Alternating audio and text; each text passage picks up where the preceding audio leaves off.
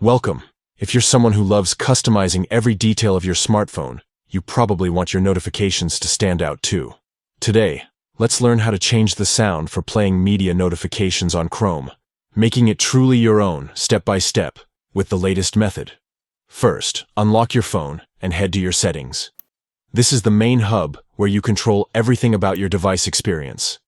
Look for the Apps section. Once you find it, give it a tap.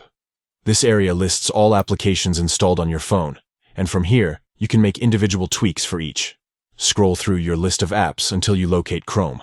Tap on Chrome to open its settings. Now, you'll see a range of options to personalize how Chrome works and communicates with you. Next up, tap on Notifications. This is where you control what alerts you receive from Chrome and how you receive them. Within this menu, there's a special option called Notification Categories. Tap it.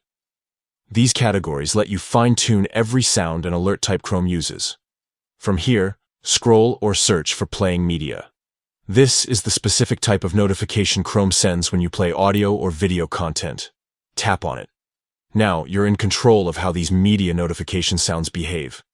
Within the Playing Media menu, here comes the best part.